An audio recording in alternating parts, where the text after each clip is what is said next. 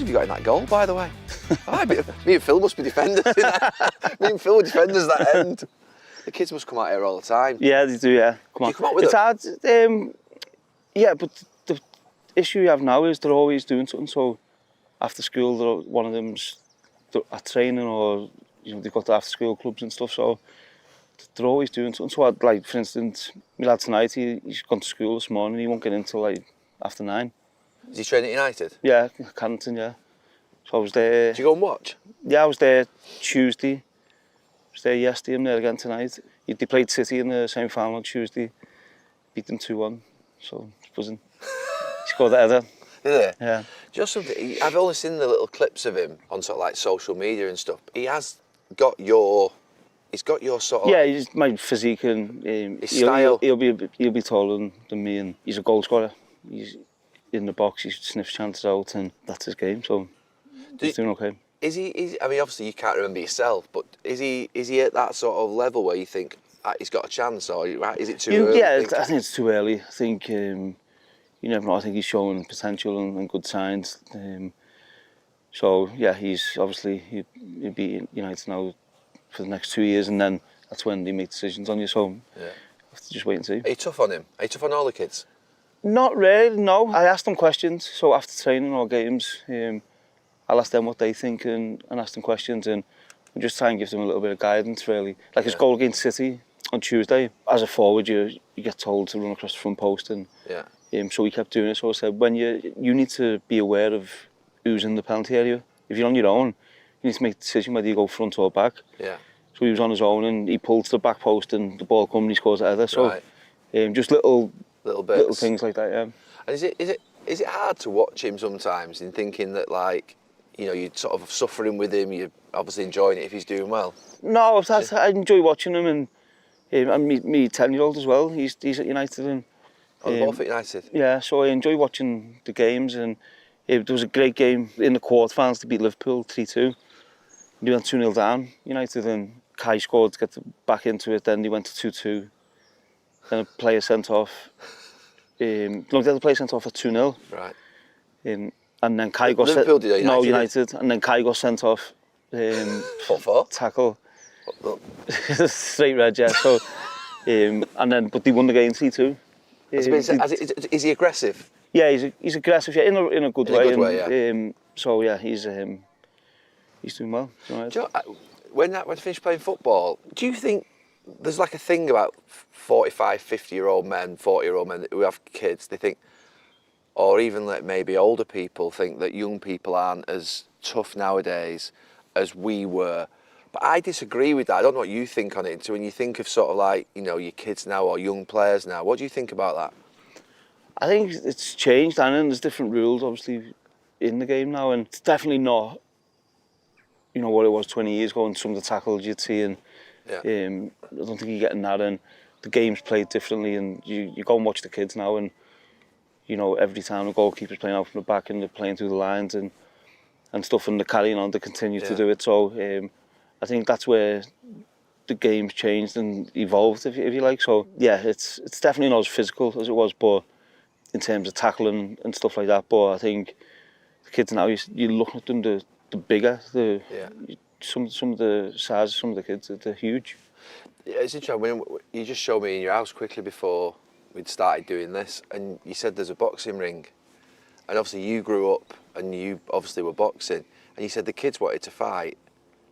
So you just get in there, didn't you? Did they fight each other? Yeah, they'll fight each other, yeah.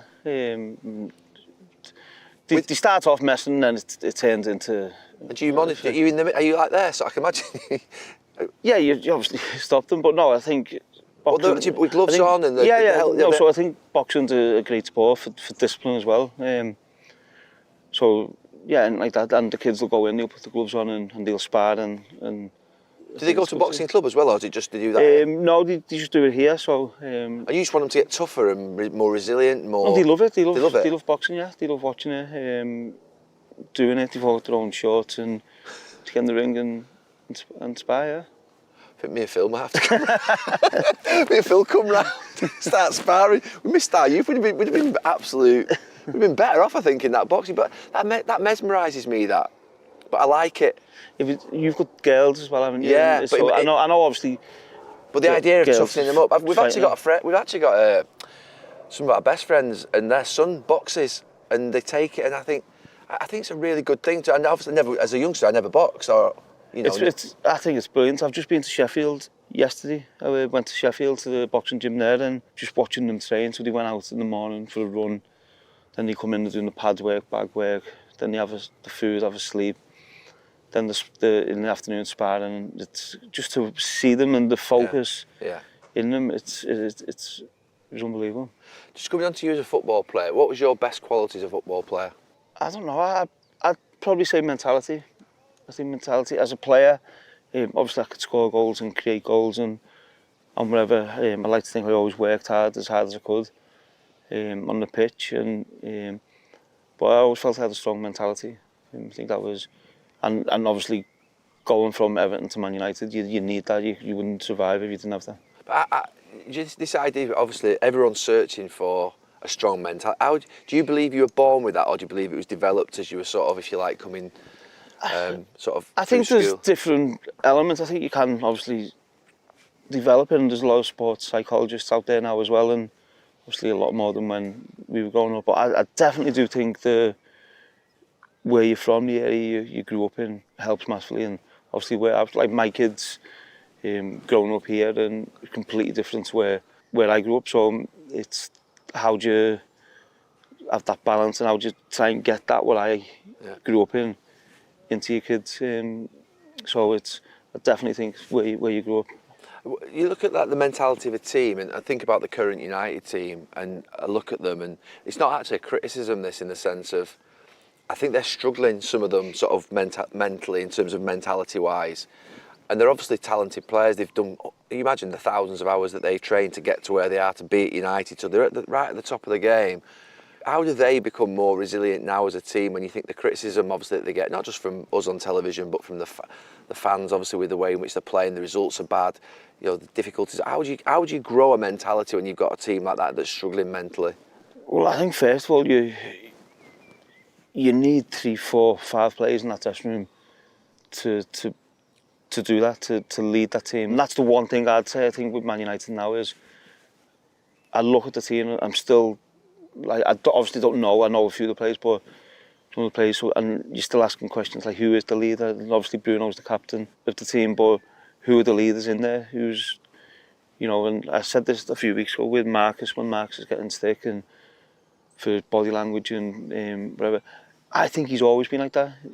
I don't think he's ever been a big talker on the pitch. I don't think.